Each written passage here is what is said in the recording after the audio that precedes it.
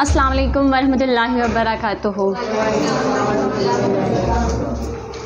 I hope आप सब ठीक होंगे डियर स्टूडेंट्स।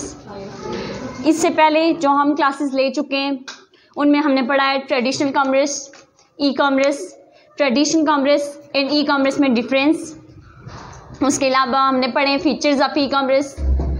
उसके अलावा हमने पढ़े अमेज़ॉन की वर्चुअल असिस्टेंट की सर्विसेज, अमेज़ॉन के बारे में हमने पढ़ा है, ईबे के बारे में हमने पढ़ा है। और मुझे यकीन है कि आज तक हमने जितनी भी क्लासेस ली हैं उनकी वजह से आपको ई कॉमर्स के बारे में बिल्कुल क्लियर पता होगा कि ई कॉमर्स होती क्या है।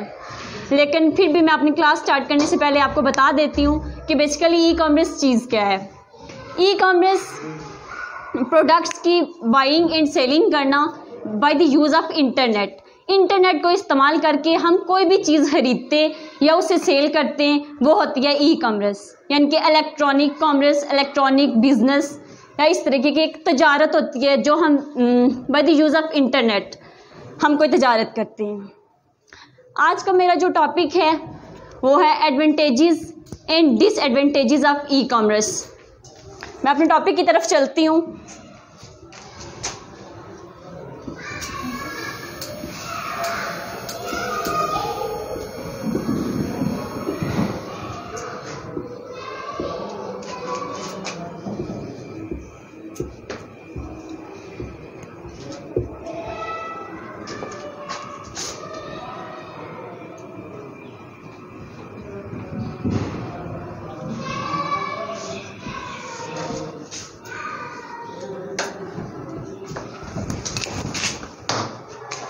एडवांटेजेस ऑफ ई कॉमर्स, यानी कि ई कॉमर्स के फ़ायदे क्या क्या हैं, वो कौन सी खिदमात हैं जो हमें ई कॉमर्स देती हैं, मुस्बत खिदमात जो हमारे लिए फ़ायदेमंद साबित होती हैं।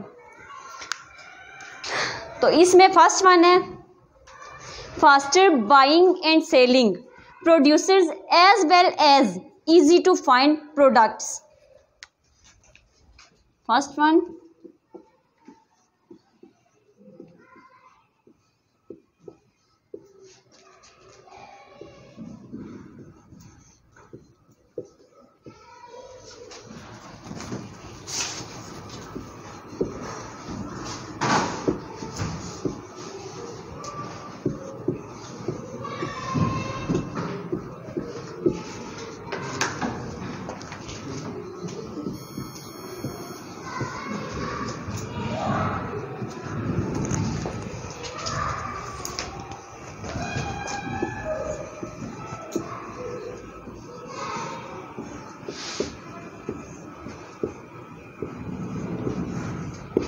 So the first one is faster buying and selling products as well as easy to find। इसमें बेसिकली ये चीज़ होती है कि ई कॉमर्स का जो सबसे बड़ा बेनिफिट होता है वो ये होता है कि जब भी हम किसी चीज़ को खरीदते हैं तो उसमें, जैसे कि अगर हम ऑफलाइन बिजनेस में देखें तो हम किसी भी शॉप पे जाते हैं, जैसा कि हम कपड़ों की शॉप पे जाते हैं तो उधर हम देखते हैं कि जो कोई सेल्समैन होता है वो पहले जो उसके पास पहले कस्टमर्स आए होते हैं वो पहले उन्हें डील करते हैं, उन्हें चीज़ें दिखाता है, वो पसंद करते हैं। जब वो उनकी चीज़ें पसंद कर लेते हैं, वो चीज़ ले लेते हैं, तो उसके बाद कोई वो दूसरा जो कस्टमर्स के पास आया होता है वो उसे देखता है और फिर उसे चीज़ें सेल्स करता है। जबकि ऑनलाइन बिजनेस में ये चीज़ नहीं होती। एक वेबसाइट पे बेशुमार बंदे एक टाइम में आपकी चीज़ों को देख सकते हैं, पसंद कर सकते हैं, खरीद सकते हैं और उन्हें ऑर्डर कर सकते हैं। इसलिए ये बहुत ही ईजी, मतलब इसे फाइंड करना बहुत ईजी होता है। बहुत ईजीली हम किसी चीज़ को तलाश कर सकते हैं और फिर हमारे पास हमारे पास डिफरेंट ब्रांड्स की चीज़ें मौजूद होती हैं। उनमें से हम किसी भी ब्रांड की कोई भी चीज़ हम अपने इंटरेस्ट के मुताबिक उसे पसंद कर सकते हैं, इसे खरीद सकते हैं। हमारे लिए वहाँ पे चीज़ फाइंड करना बहुत इजी होता है। जबकि हम जब ऑफलाइन बिजनेस में किसी शॉप पे, ट्रेडिशनल बिजनेस पे हम किसी शॉप पे जाते हैं, किसी चीज़ को पसंद करने में हमारा एक वेस्टेज ऑफ टाइम होता है, बहुत ज़्यादा टाइम प्रोवाइड करना पड़ता है, हमें फिजिकली वहाँ पे प्रेजेंट होना पड़ता है। तो उसका जो सबसे पहला एडवांटेज आता है वो होता है कि faster buying and selling products as well as easy to find. I hope so कि आपको इसके पहले पॉइंट की अच्छे तरीके से समझ आ गई होगी। इसका सेकंड पॉइंट है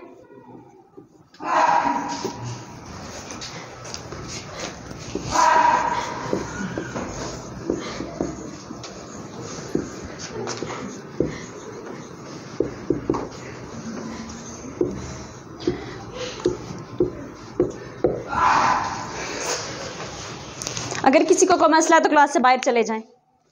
बाइंग एंड सेलिंग 24/7, यानी कि कोई भी चीज़ जब हम खरीदते हैं ऑनलाइन बिजनेस में तो हम उसमें हफ्ते के 7 दिन 24 घंटे किसी भी वक्त कोई भी चीज़ बहुत इजीली हम उसे सेल कर सकते हैं, बाय कर सकते हैं। इसमें टाइम लिमिटेशंस नहीं होती कि इसमें वक्त का दौरानिया ये है, इस वक्त में आपने कोई चीज़ लेनी है और इस वक्त में नहीं लेनी, ऐसा इसमें कुछ भी नहीं होता। किसी भी वक्त जब भी आपको किसी भी चीज़ की ज़रूरत हो तो हम उसे किसी भी वक्त बहुत आसान तरीके से मंगवा सकते हैं और उसे सेल भी कर सकते हैं। इसका दूसरा एडवांटेज ये होता है। एंड उसका नेक्स्ट है more reach to customer, there is no theoretical graphic limitations.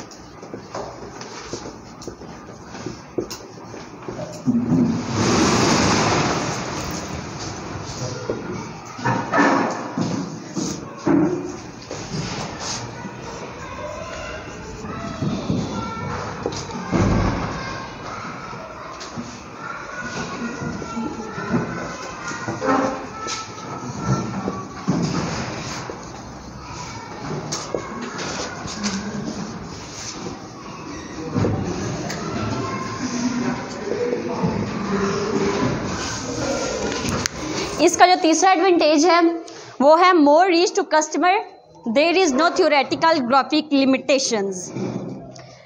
यहाँ पर जो कस्टमर की रीच होती है वो ऑल ओवर द वर्ल्ड होती है। जैसा कि हमारे पास एक अमेज़न, जो हमारे पास एक वेबसाइट है, उसकी जो रीच है, पहुँच है, वो पूरी दुनिया में है। हम ये नहीं कह सकते कि अमेज़न किसी लिमिटेड एरिया तक महदूद है, किसी भी एक मुल्क तक महदूद है।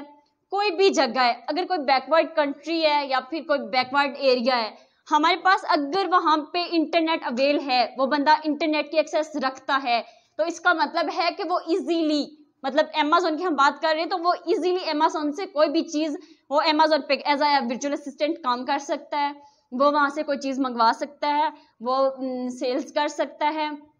वो उस वेबसाइट पे अगर वो एज अ वर्चुअल असिस्टेंट काम कर रहा है तो वेबसाइट पे वो अपने ऐड लगवा सकता है, किसी चीज़ का इश्तहार दे सकता है, कुछ भी। सिर्फ ये है कि वहाँ पे इंटरनेट की एक्सेस होनी चाहिए, हमारे पास इंटरनेट मौजूद होना चाहिए, हमें इंटरनेट इस्तेमाल करना आना चाहिए, हमें इंग्लिश लैंग्वेज पे ग्रिप होनी चाहिए। तो इसमें यह है कि more reach to customer, there is no theoretical graphical limitations कोई नहीं होती इसमें कि एक बंदा है तो उसने बस जो एक ये साइड एरिया है तो यहाँ पे कोई अगर एक्सेस नहीं है, जैसे कि वहाँ पे रोड वगैरह की एक्सेस नहीं है, किसी और चीज़ की फैसिलिटीज़ नहीं है, तो हम ये भी कहें कि वहाँ पे अमेज़न अपनी सर्विसेज प्रोवाइड नहीं कर सकता।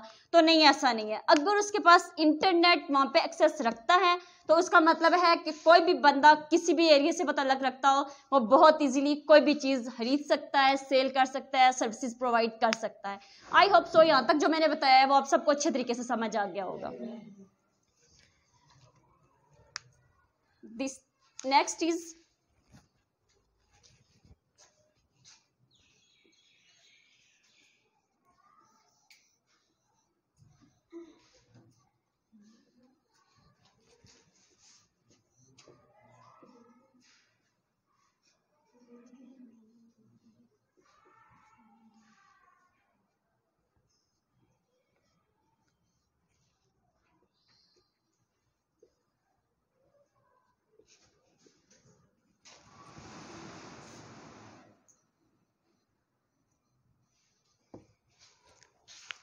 no need of physical company setup।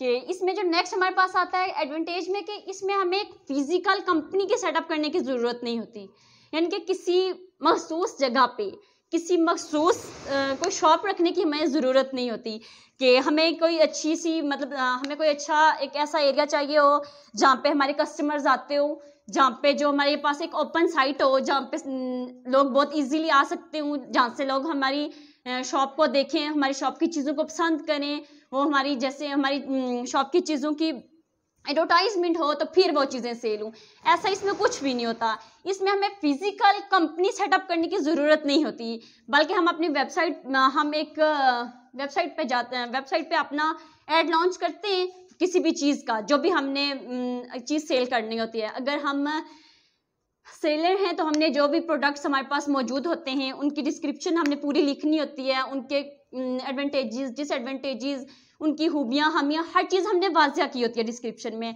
और हमने रखी होती है। बस वो बंदा आता है हमारी ऐड पे साइट पे आता है, तो वहाँ से वो चीज़ों को पसंद करता है और बहुत इजीली खरीद सकता है। फिजिकल वहाँ पे किसी शॉप की प्रेजेंस होना हमारे लिए ज़रूरी नहीं होती, तो ये भी इसका एक बहुत बड़ा एडवांटेज है। अगर यहाँ तक समझ आ गया हो तो मैं नेक्स्ट स्टार्ट करती हूँ। सो स्टूडेंट्स, हमारे पास जो नेक्स्ट पॉइंट आता है वो है कि customer can easily select products from different providers without moving around physically.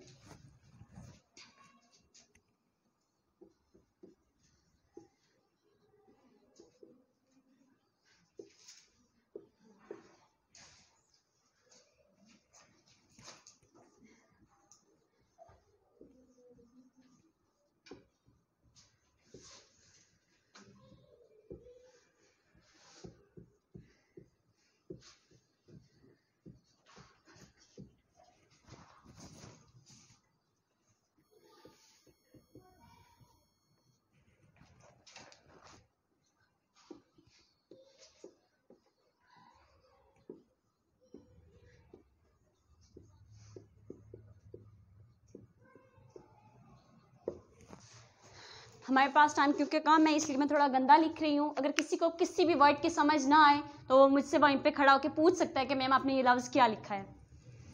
ये नेक्स्ट हमारे पास पॉइंट आता है कि customer can easily select product moving around physically, यानी कि एक बंदा जो है कोई चीज़ खरीदता है, जैसे कि एक चीज़ उसने खरीदनी है पाकिस्तान से, दूसरी हम कर लेते हैं कि यूएस से या किसी भी कंट्री से उसने कोई चीज़ खरीदनी है, या कोई ऐसी चीज़, वैसे ऐसा होता नहीं है कि कोई चीज़ ऐसी हो जो हमारे पाकिस्तान में अवेल ना हो, लेकिन फिर भी बिलफर्ज कर लेते हैं कि अगर कोई चीज़ हमारे पास यहाँ पे पाकिस्तान में मौजूद नहीं है और उसे ज़रूरत है, तो क्या होता है कि वो ऐसा नहीं होता कि वो पहले पाकिस्तान में उस चीज़ का खुद जाके फिजिकली प्रेजेंट होके वहाँ पे पता करेगा कि हमारे पास ये चीज़ मौजूद, हमारे इस पाकिस्तान में ये चीज़ मौजूद है या नहीं है, क्योंकि आजकल जो दौर है वो इंटरनेट का है।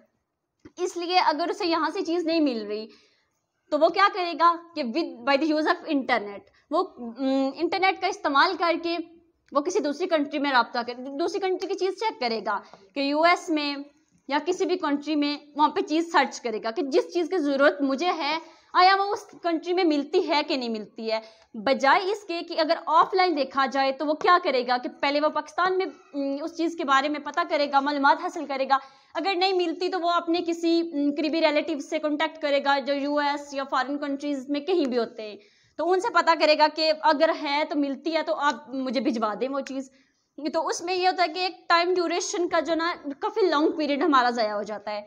लेकिन क्योंकि इंटरनेट का दौर है और हम ई कॉमर्स पढ़ रहे हैं, इसलिए किसी भी जगह पे कोई भी चीज़ हमें मंगवाने के लिए फिजिकली प्रेजेंट होना ज़रूरी नहीं है। हम इंटरनेट का इस्तेमाल करके किसी भी दूसरी कंट्री से, हम एक चीज़ पाकिस्तान के एरिया से खरीद सकते हैं तो दूसरी हम यूएस से खरीद सकते हैं और बहुत इजीली खरीद सकते हैं। और किसकी मदद से खरीद सकते हैं? इंटरनेट की मदद से। इस वजह से ये भी एक बहुत बड़ा फ़ायदा है ई कॉमर्स का। आई होप सो कि आपको एडवांटेजेस अच्छी तरह से समझ आ गए होंगे। अब आप देखें कि जिस चीज़ के फ़ायदे होते हैं उस चीज़ के नुकसान भी होते हैं। कोई भी चीज़ ऐसी नहीं है जिसके पॉजिटिव इफेक्ट्स हों और नेगेटिव ना हो, या कोई चीज़ नेगेटिव इफेक्ट रखती है और उसको कोई पॉजिटिव या कोई प्लस पॉइंट ना हो, ऐसा बिल्कुल भी नहीं होता। इसी तरह अगर ई कॉमर्स के कुछ फ़ायदे तो इसके कुछ नुकसान भी होंगे। मैं कोशिश करूँगी कि कम से कम दौरानिया में वो ख़त्म करूँ और आपको अच्छे तरीके से समझाने की कोशिश करूँ। सो मैं स्टार्ट करती हूँ disadvantages of e commerce.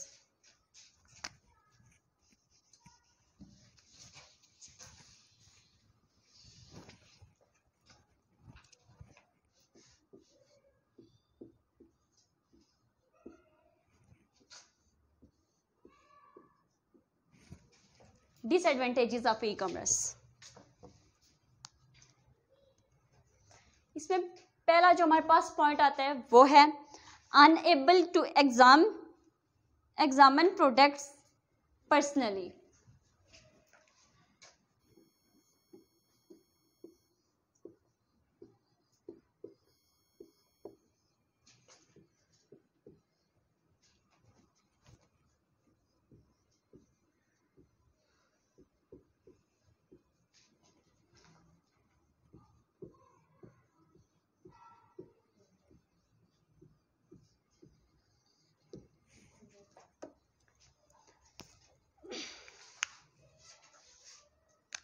Sorry,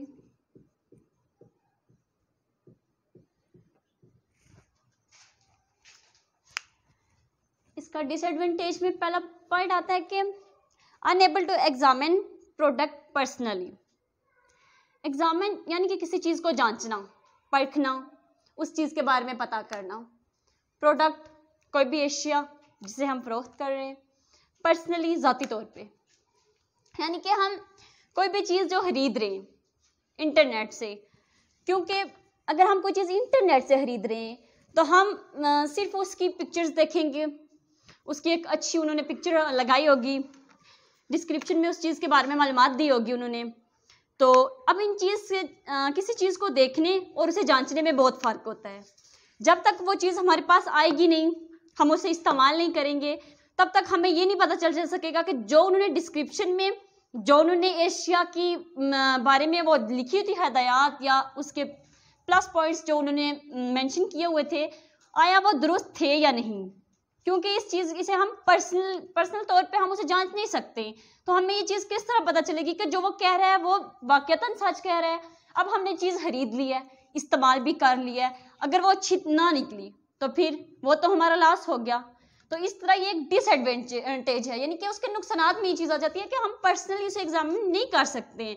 किसी चीज़ को हम ज़ाती तौर पे जांच उसकी नहीं कर सकते हैं कि आया ये जो कह रहा है वाकयातन ये चीज़ दुरुस्त है या नहीं है, जो ये बात बोल रहा है उसमें सच्चाई है या नहीं है। आई होप सो कि आपको इसकी समझ आ गई होगी।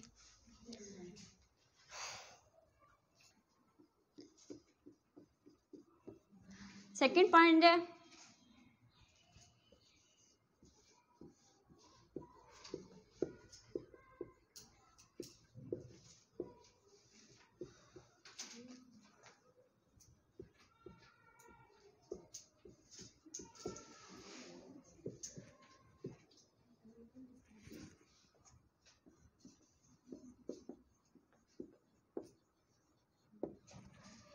Not everyone is connected to the internet। अगर हम देखें तो 2023 है और हमारी जो यंग जनरेशन है उनमें से अगर हमारी यहाँ पे बात की जाए तो मैं कहती हूँ कि 70% जो यंग जनरेशन है वो तो उसे तो ई कॉमर्स के बारे में पता है, और जैसे कि नेफ्टेक ने हमें कोर्स दिया है, और जिन्हें नहीं पता, जिन बच्चों को नहीं इस चीज़ के बारे में इल्म, वो कोर्स कर रहे हैं और उन्हें भी बहुत जल्दी इस बारे में पता चल जाएगा। 3 माह, 5 माह या 6 माह का दौरानिया बहुत ज़्यादा है इस चीज़ को सीखने के लिए कि ई कॉमर्स क्या है, और हम इंशाल्लाह सब अर्निंग भी करना सीख जाएंगे, काम करना भी सीख जाएंगे, खरीदना भी सीख जाएंगे। लेकिन अब बहुत से लोग ऐसे हैं जो इंटरनेट से बिल्कुल कनेक्टेड हैं ही नहीं, तो उनके लिए ना ये एक बहुत बड़ा डिसएडवांटेज है कि जो या फिर जो लोग इंटरनेट को इस्तेमाल करना नहीं जानते तो वो कैसे करेंगे, वो कैसे जॉब कर सकते हैं।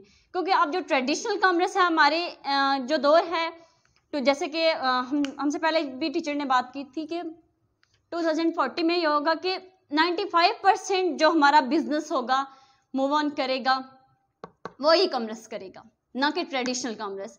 अब देखें कि जिन लोगों को इंटरनेट के बारे में एक्सेस है ही नहीं, जहाँ पे रसाई है ही नहीं इंटरनेट की, या जो लोग इंटरनेट के बारे में जानते ही नहीं हैं, अब उन्हें इंटरनेट का नहीं पता, जिन्हें इंटरनेट इस्तेमाल करना नहीं आता, तो वो ई कॉमर्स कैसे करेंगे। उनके लिए तो ये बहुत बड़ा नुकसान है। यहाँ पे जो लोग ट्रेडिशनल कॉमर्स कर रहे हैं उन्हें भी बेसिकली इंटरनेट का नहीं पता होता, इसीलिए तो वो ट्रेडिशनल कॉमर्स कर रहे होते हैं। अब जिन लोगों को, अब ज़्यादा से ज़्यादा लोग ई कॉमर्स की तरफ मूव ऑन कर रहे हैं, वो ज़्यादा से ज़्यादा इंटरनेट से चीज़ें खरीदना शुरू कर रहे हैं, तो जो ट्रेडिशनल कॉमर्स कर रहे हैं उनकी रोज़गार का वसीला है वो। तो जब लोग ई कॉमर्स से या इंटरनेट से चीज़ें खरीदना, सेल करना, इंटरनेट पे वो करना स्टार्ट हो जाएंगे काम, तो जो ट्रेडिशनल कॉमर्स वाले हैं वो कहाँ जाएंगे। तो ये एक बहुत बड़ा नुकसान है उन लोगों के लिए। लास्ट डिसएडवांटेज बताऊंगी, और वो है कि there is the possibility of credit card number theft.